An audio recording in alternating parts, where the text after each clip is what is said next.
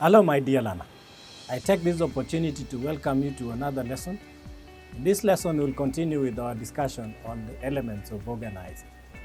In our previous lessons, we discussed the first and second elements, which were departmentation and organizational design and structure. In our today's lesson, we will be looking at other two elements, which is the span of control and delegation, or authority and its delegation. We will start with the span of control.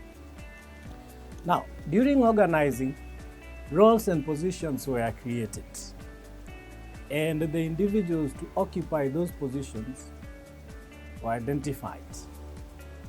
It now again becomes necessary to determine the reporting relationships. Who supervises who, or the superior subordinate relationships. While doing that, depending on a number of factors, there will be a determination as to how many employees or subordinates a single manager will be supervising. And this is what is referred to as the span of control. So span of control simply means the number of subordinates a single manager can effectively supervise. Or put differently, the number of subordinates that will be reporting to a single manager. We'll put that in writing so that refers to the number of subordinates that a single manager can effectively supervise. Or put differently, the number of employees that report to a single manager.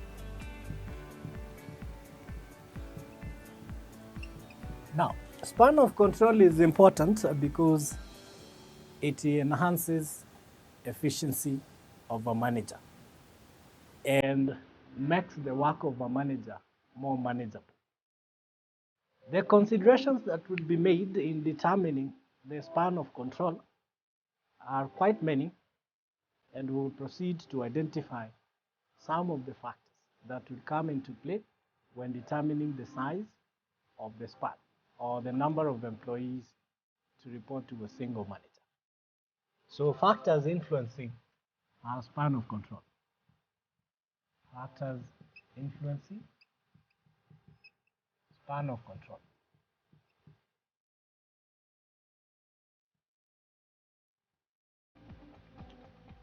The first factor is size of the organization.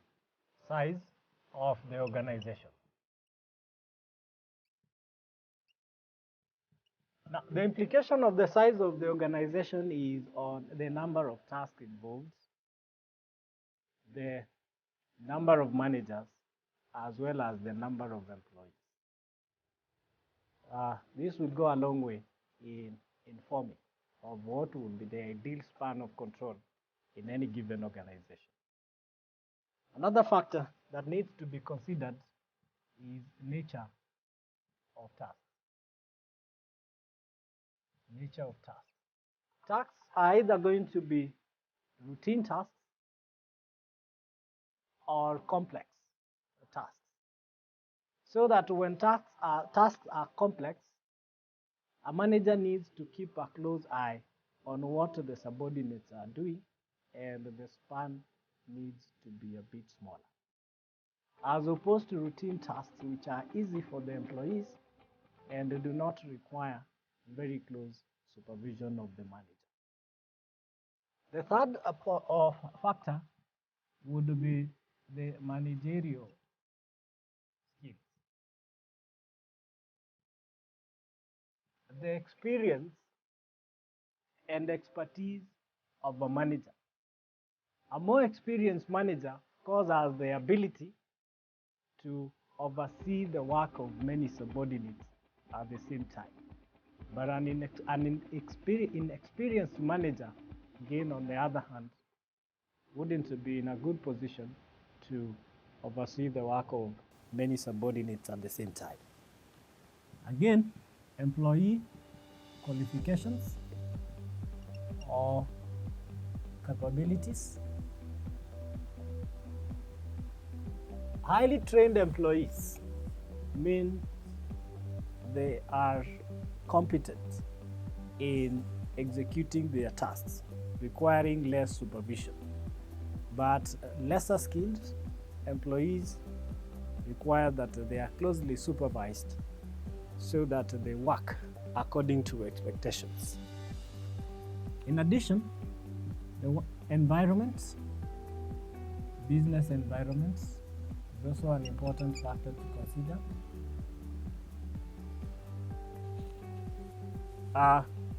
The business environment is either going to be static or stable, or again, very dynamic. In a rapidly changing environment, close supervision would be required, because with change in the environment comes a change in the organizational tasks and responsibilities. Again, to be considered during the designing of a span of control would be organization policy. Organization policy.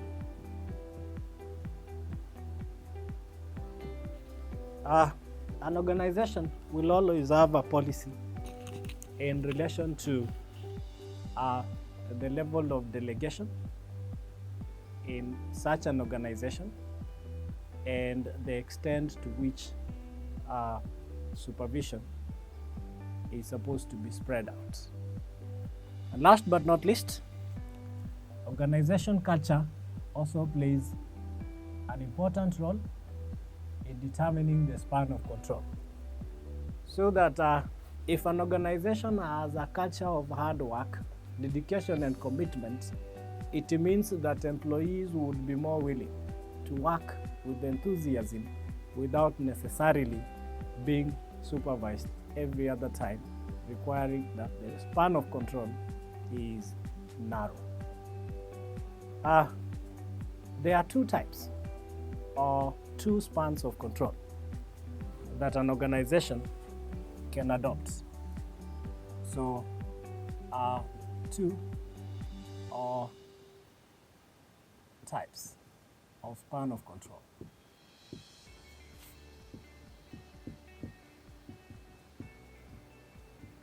Span of control is either narrow or wide. Wide span.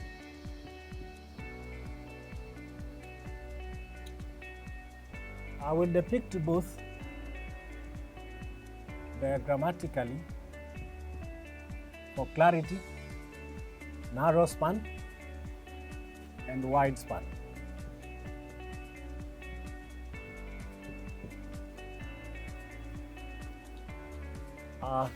This is a manager. This manager supervises two employees. Each of the two employees supervise other two employees.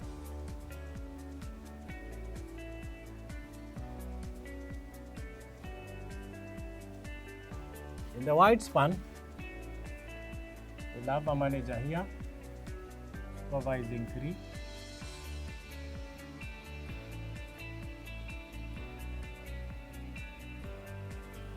Each of these supervising other three.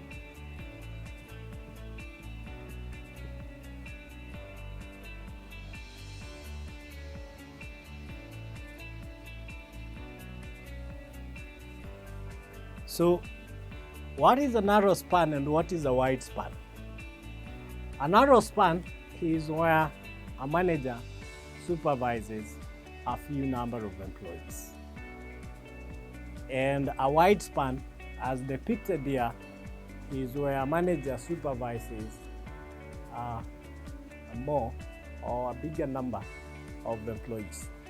In this case, each manager here supervises 2 employees.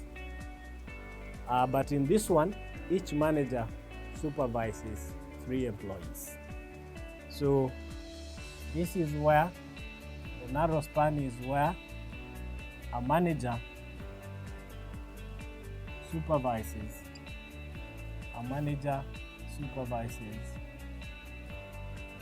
a few number of employees.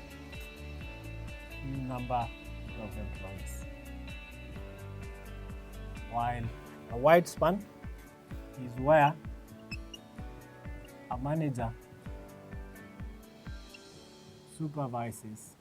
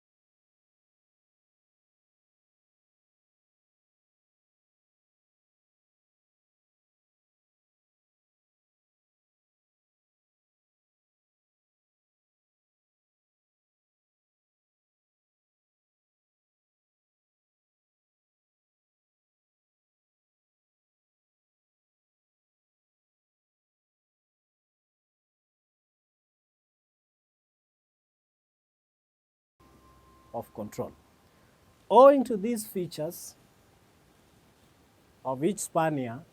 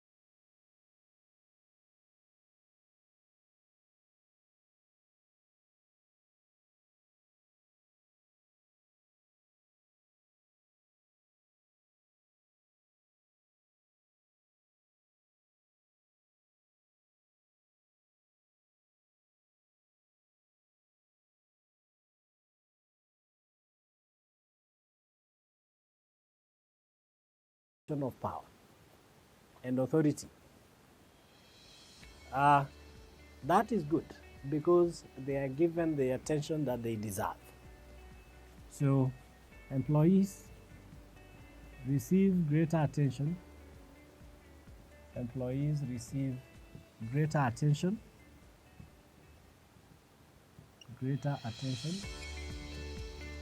Since they are close. Since they are close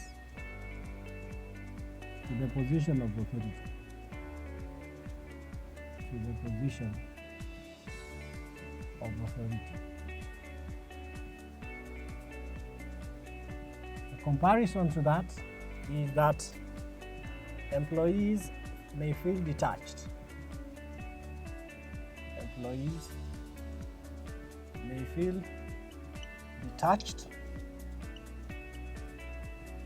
from the center of power. From the center of power. Now, again, when it comes to effectiveness, a manager who supervises few employees is likely going to be more effective in their job. Four, leads to more effective supervision. Leads to more effective supervision. But on the other hand, because the employees are very many here, the quality of supervision may be poor. The quality of supervision may be poor. So this is a comparison in terms of advantages and disadvantages of the two spans of control. This does it for this element of organizing. We now proceed to the fourth element, which is authority and its delegation.